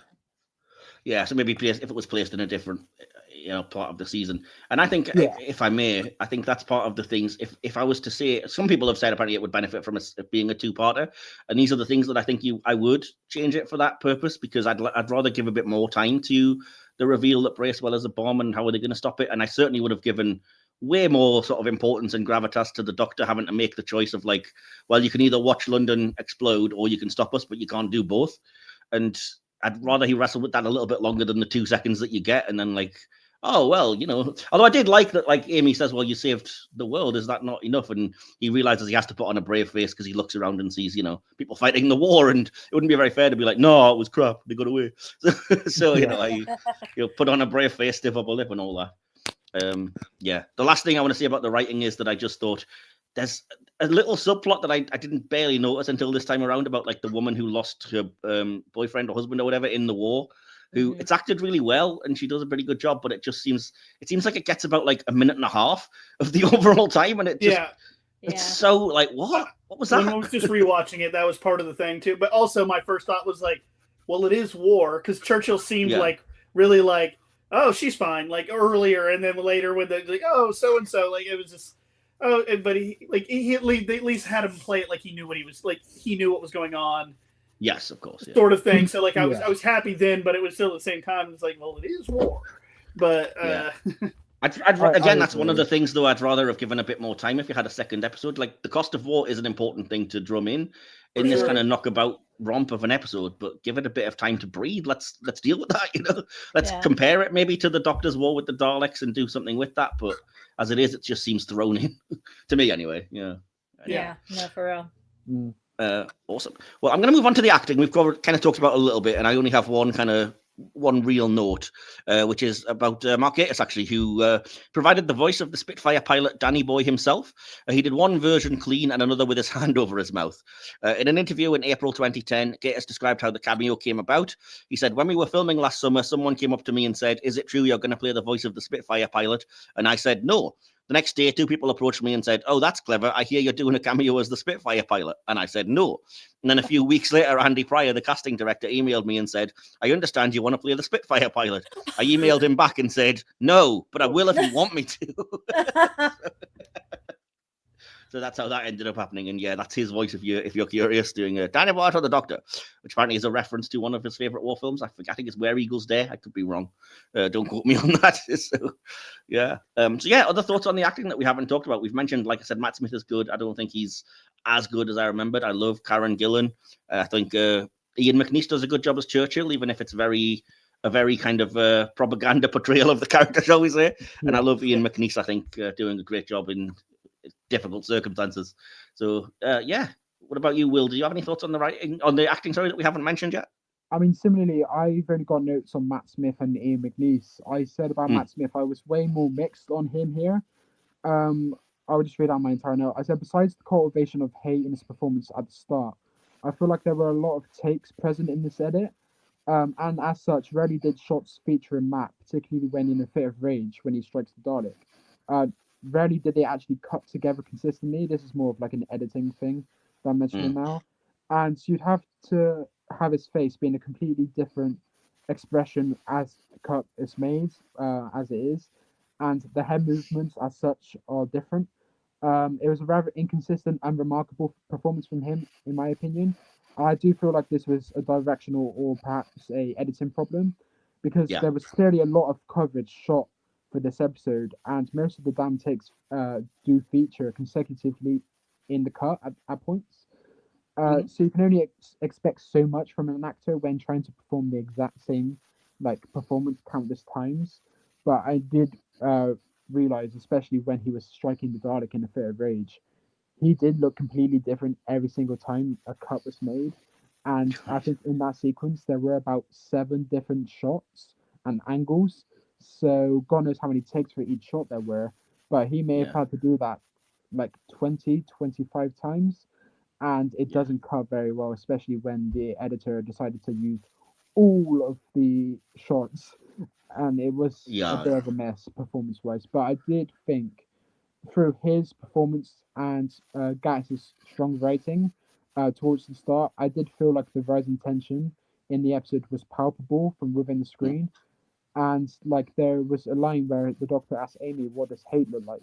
And I feel like Matt superbly managed to build that into his performance as time went on before that moment crescendoed. So I'm mixed on the performance. I do think the scene where he strikes the Dalek is poor from him, and he's unremarkable for the rest of the episode. However, I do love Matt in other episodes. It's just this one where it just seems odd, because if you told me Victory of the Daleks was the first episode filmed for this series, I would believe you, because it seems like it's less focused performance, whereas it's less polished. I agree. Yeah, his actual first performance was the episode after Time of Angels, which ironically enough, in my opinion, is his second best performance in the entire series. So it's very odd, but yeah, that's my take on his performance.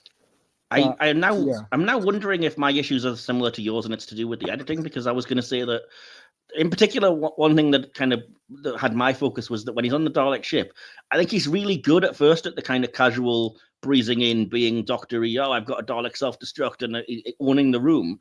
But then randomly out of nowhere, when he's like, "Oh, progenitor, what's that when it's at home?" He almost seems bored, and that's like I said, from a weaker take of the same scene. So those scenes in particular, those shots, I feel like they are all close-up shots, so they're more like a pickup. So he could have been on that set for 6-7 hours at that point.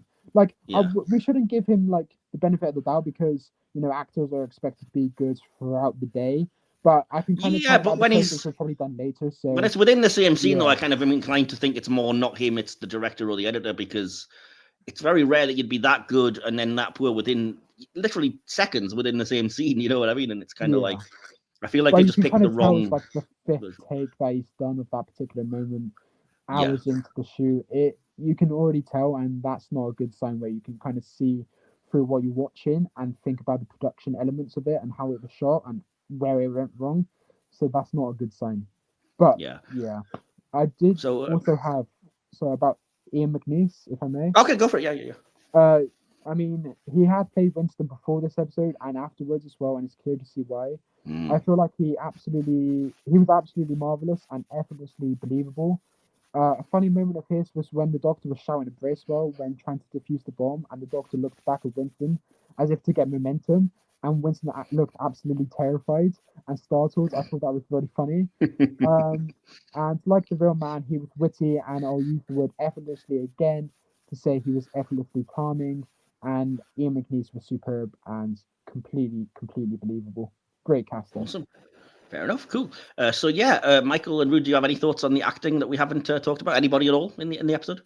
No, I agree that I think it might be part of the editing with stuff for Smith. But at the same time, like I think we've mentioned everybody that I thought did anything great. There was no performance that I was like, oh, this is an amazing performance. But I don't necessarily know that it's not necessarily an acting thing. I think that's more of the writing thing where they weren't necessarily given a ton with this because it can be campy and have great acting, obviously, but like I don't know there was given enough for the actors given to really chew on and have fun and really get into it.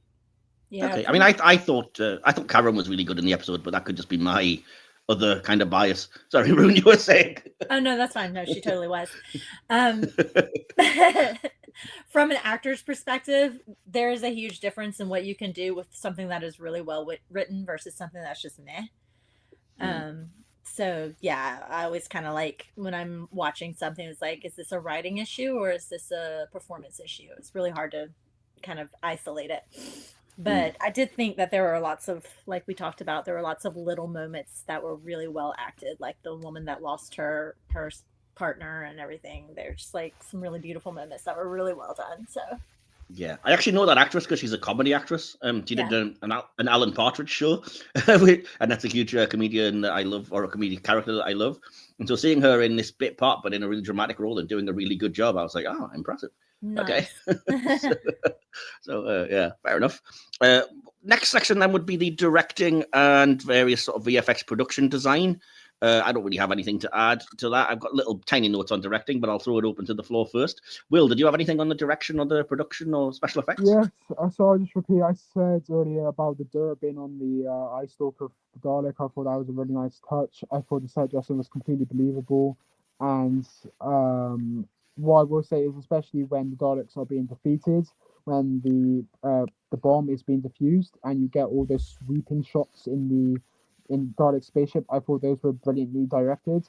Besides the fact that you could hear Dalek dialogue and their lights weren't flashing, but that's a given to most Dalek episodes because they rarely get that correct. I love those sweeping shots. That were very swift, smooth, and quick. Otherwise, it was quite unremarkable, the direction, and also I found it completely unbelievable that after the TARDIS dematerialized when the Doctor rushed off, that Amy and Winston would just sit down in that room waiting for the Doctor, like they're in the middle of bombings. Why are they not back in the strategy room, like thinking about stuff? So when we come back to them, they're just sitting down waiting, and then that actress, like you just mentioned, comes in to give them like a report of this signal coming by the moon. And I was like, so they've just been sitting there for God knows how long. Why are they not back there? Like that scene as well comes after you just have the revelation of Bracewell being a robot or whatever it is, because you have his hand exterminated, and then Winston and Amy run off with the Doctor, and then when the Doctor goes, they don't go back to see Bracewell. Like they just sit in that room. That didn't make much sense to me. But no other notes on the direction really. Yeah. If anybody's curious, by the way, the actress that I mentioned is called Susanna Fielding. If you did want to look her up and see any of her other comedy work, she's mainly a comedic actress. But yeah, I knew I recognized her, so yeah. So Michael, Rude, any thoughts on directing, VFX, production, etc.? I agree with Will. I didn't think there was anything special about the direction on there. And with Doctor Who, sometimes the effects are hit and miss. I mean, as they got more and more money, of course they get better and better. But no, I mean, there was nothing that really necessarily stood out, either really good or really bad effects wise to me. Yeah. I did because there's times when I'm like, I'll roll my eyes at something that happens, like, oh, that they could have done better with that, or or like making the human Dalek hybrid sort of thing where you roll your eyes at that effects stuff. Yeah, exactly. Yeah. But for this, no, I like I said, the episode to me was, overall just okay. And I think that goes to show, like, with directing, with effects, with everything else, there was nothing that just stood out so far. Like, it's a memorable episode because of, like, oh yes, that's the Winston Churchill one, but not a memorable episode other than that. Like, it's just like when I looked it up, I was like, oh yeah, that's the Churchill one, and then when I watched it again, I was like, oh yeah, I didn't remember a lot of this. Yeah, because a lot happens. Like, I mean, yeah, a lot. So it wasn't something that's just like, oh yeah, like it's not an episode that I'm going to recommend to people. Like, hey, you haven't watched the Matt Smith era, you got to watch the Churchill one. No, I mean, I do not. tell people to watch all of them because they need to for story purposes. Of course, yeah. But there's nothing that just stood out that made it, fantastic on any front. Yeah, there wasn't a whole lot there.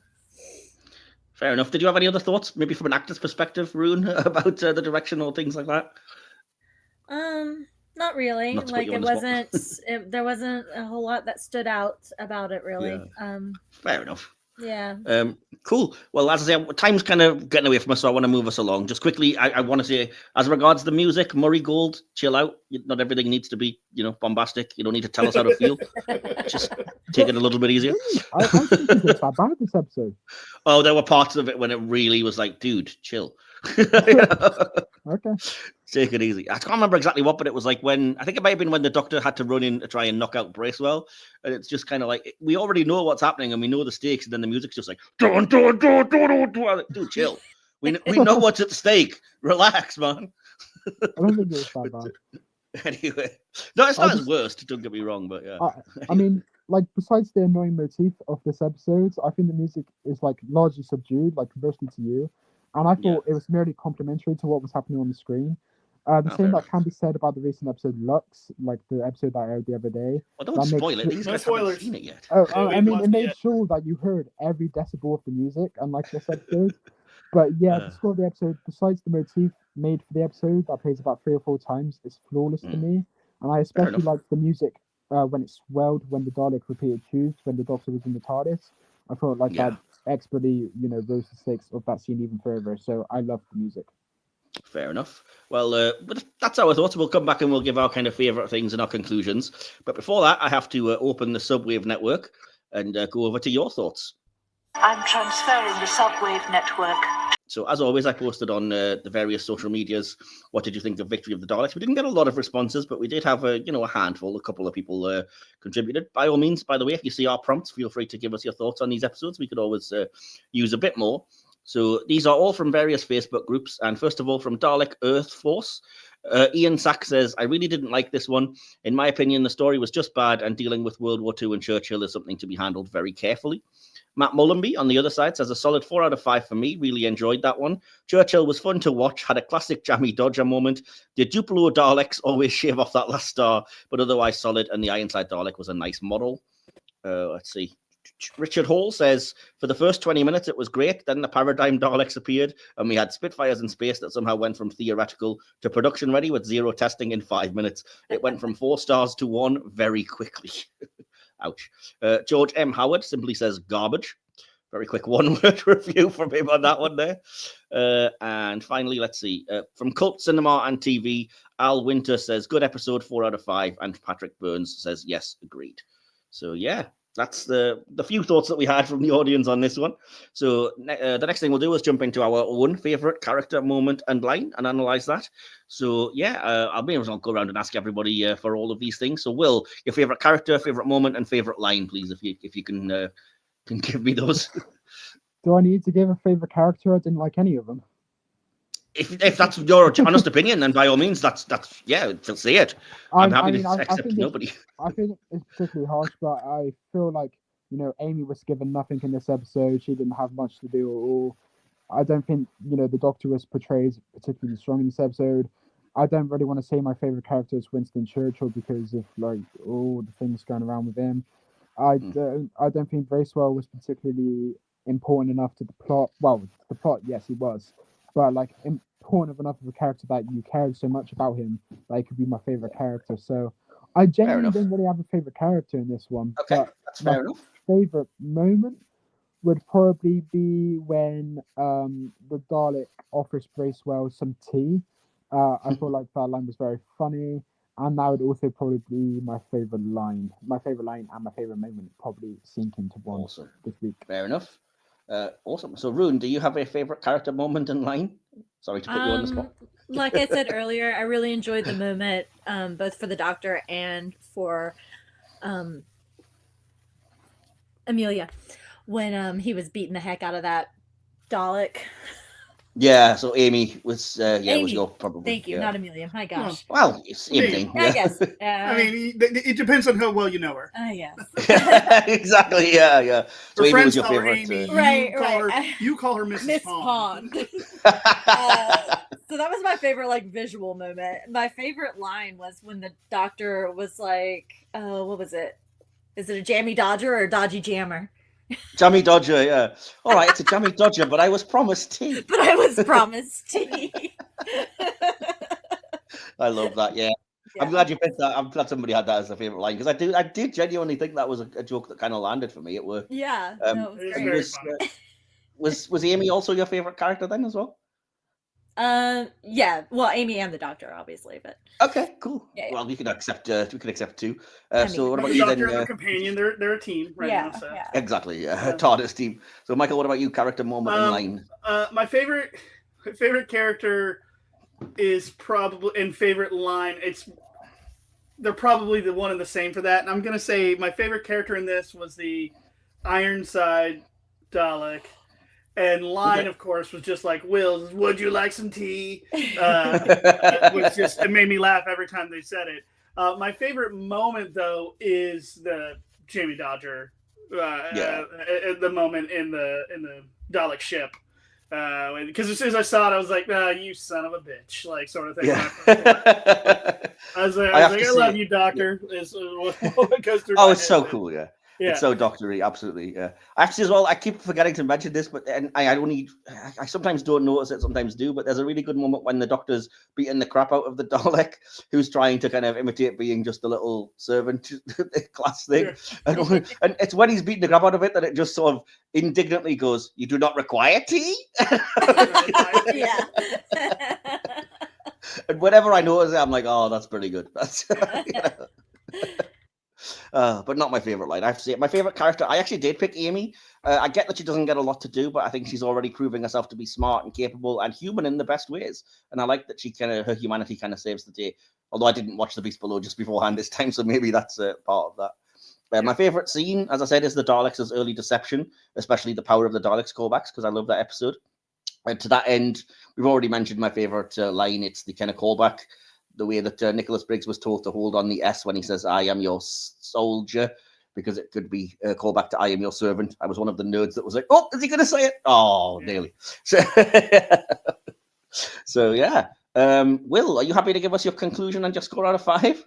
Yeah, happy to. It is quite long again, so I apologize. Mine always are anyway, dude. Don't worry about it. I said Victory of the Daleks is a rather frustratingly constrained episode to me.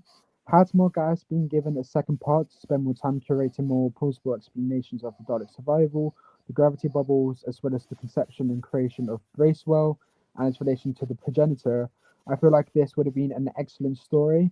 However, if this was the best Mark could think of, maybe one part was merciful.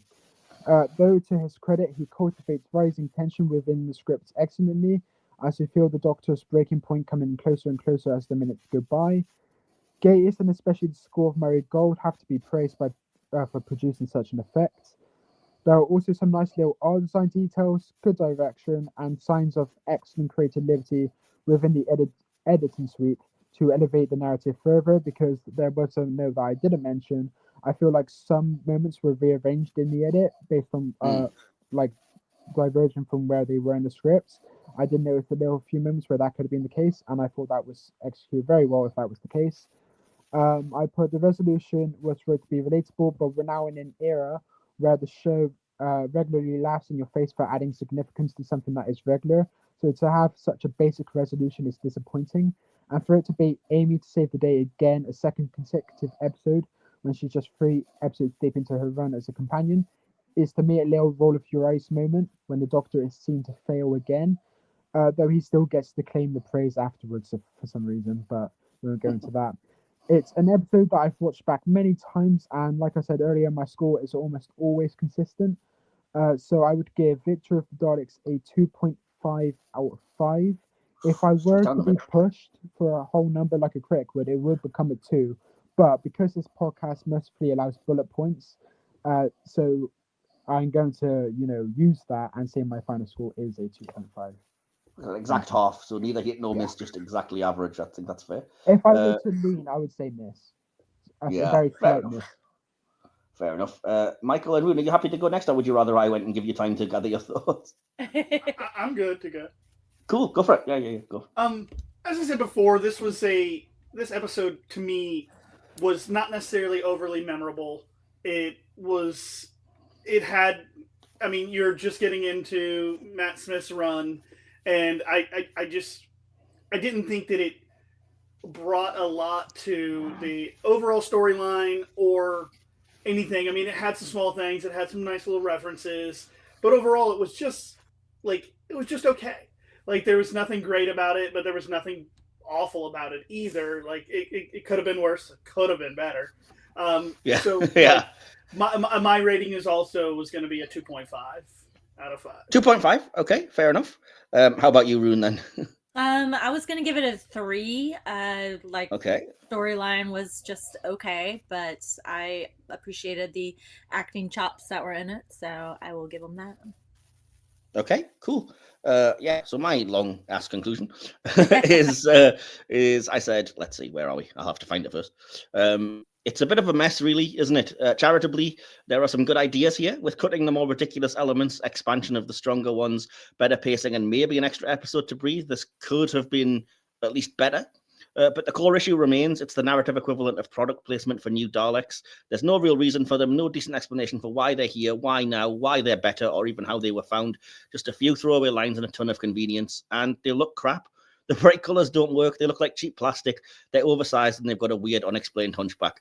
The whole episode is built around their big reveal, and it lands like a lead balloon, dragging everything else down with it. That's not the only problem, though. There are too many competing ideas thrown together with no cohesion. It feels like 3 separate stories welded together. The Ironside deception gives us 10 pretty solid minutes. The new Dalek reveal fizzles out, despite the great Jammy Dodger gag. And the Bracewell bomb plot has the emotion almost work, but only if you ignore the sheer absurdity around it. From Dalek beauty pageants to space spitfires, it's just tonal whiplash that it exposes just how silly the whole thing really is. There are impactful moments. The Doctor and Amy have their moments, and McNeese and Patterson are great, but the writing undercuts them at every turn. Even the subplot of a woman losing her fella gets about 40 seconds before being tossed aside. It's definitely not the worst episode, but it might be the sloppiest. And for something with this much potential, that's what makes it so frustrating. So ironically, really, it's more of a failure than a victory for me. And I actually give it 2 out of 5. I was pretty harsh to this one because I think it's pretty much a failure. Mixed that is very easy to work out. It does, yeah. Putting those together and dividing it by 4 means that the average for this is, in fact, 2.5 out of 5. And it's our first exact average, not hit, not miss, just 2.5. So yeah, thanks so much, guys. I've had a really good time. I'm going to try and rush us through the end because we've got about 7 minutes, I think, before the recording runs out. So that is going to be a wrap on our review of Victory of the Daleks. Big thanks to my brilliant guests this week. Will, always a joy to have you on board with your encyclopedic knowledge and your game show swagger. And to our absolutely. And did you have anywhere you wanted to plug or anywhere people can find you online? Yeah, so again, I'm on Instagram, I'm on YouTube with my personal account, and also my Doctor Who Gameshow channel, and you can also find me on Letterboxd. It's just my name, Will Templar. Awesome. And to our hit or miss debutantes, but long-time silver screen friends, Michael and Rune, thanks for trading in movie monsters for Scaro's finest. I'm sure we'll have you back in the TARDIS again. I've really enjoyed this. And did you have anything else you wanted to plug, or where listeners can find you and your fabulous film takes or other projects? You can find me on Instagram or TikTok at Rune Von Actor. And I think that's it. I'm on YouTube too, but I don't use it that much. Fair enough. I will pop our links to the descriptions. What about you, Michael, as well? You can find me on, as always, Michael Whaley on TikTok and Instagram. I'm also on Facebook and X, but not for long on X. I'm on Blue Sky and threads as well, but I don't remember what I'm listed as on there because I don't use them that much. But no, I don't really have anything else to plug right now. Gonna get a movie on the festival circuit later this year, but awesome. Hopefully in the next month. But cool. Other than that, not really. Awesome. Well, everybody shoot me your links anytime, and I'll put them in the episode description when I come to edit. And you can find all of our socials via the handy link tree in every episode description, or popping up on screen. Excuse me, if you're watching on YouTube. And don't forget to check out our sister show, Silver Screen Cinema Classics. In fact, next week, we're crossing the streams because Cinema Classics is going full sci-fi as we apply our usual cinematic lens to Daleks Invasion Earth 2150 AD. Peter Cushing, big explosions, and an alarming number of cardboard boxes await. Plus, we all have a weird craving for sugar puffs now. So, yeah, hopefully you can join us for that. And until then, keep traveling, hopefully. And as the Doctor would say, allons-y. You've been listening to the Hit or Miss Doctor Who podcast, part of the Hit or Miss Who Trek channel. Hit or Miss Doctor Who is hosted by Mike Wilson and DK. Behind the scenes and additional material by DK, scripted, produced, and edited by Mike Wilson. Adapted from an original podcast created by Will Templar. Follow us on YouTube, your podcatcher of choice, and our social media. Links to all of these can be found by clicking on the link tree in the episode descriptions. This podcast is a Media Matters original production. Don't forget to like, subscribe, and share this podcast through all of time and space. We'll be back for another thrilling TARDIS trip soon, but for now, Doctor, I let you go.